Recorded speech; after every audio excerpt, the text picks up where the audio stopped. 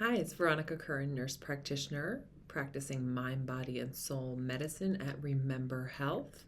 And I felt compelled to come on today to discuss thyroid health. Thyroid health is interesting because I feel like so many women, especially, have thyroid disorders, and a lot of men do as well. I also think a lot of women have subclinical thyroid issues that haven't been diagnosed because primary care providers typically, not knocking primary care providers, but typical medical providers check only your TSH and maybe your free T4.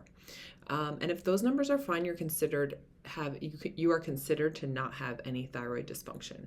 However, often if you check thyroid antibodies, you will find that people have elevated thyroid antibodies when they don't have thyroid dysfunction yet.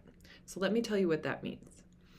Thyroid antibodies become elevated often before the thyroid dysfunction shows up on lab work.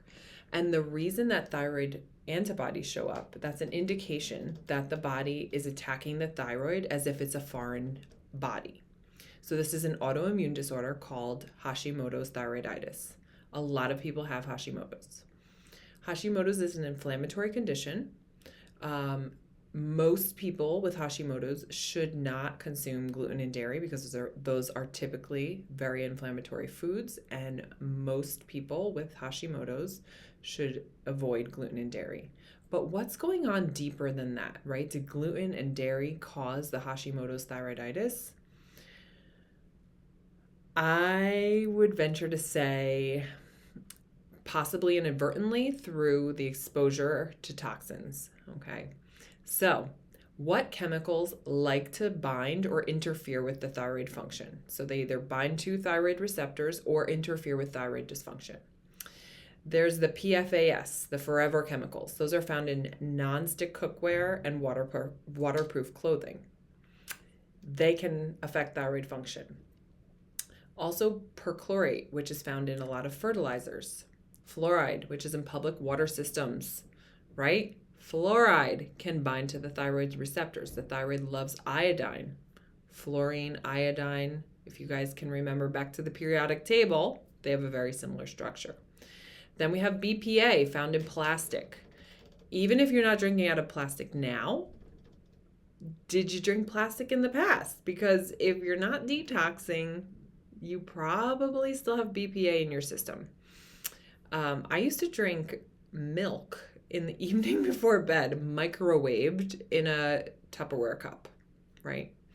So just to give you a little example, that's how I drank milk as a kid before bed, warm milk before bed. Also, personal care products have BPA in them.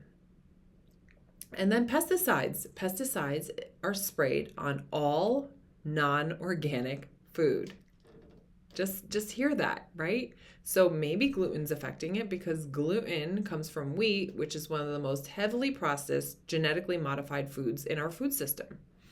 So maybe it is because of gluten. But either way, those foods are inflammatory at this point, and they should be avoided in Hashimoto's.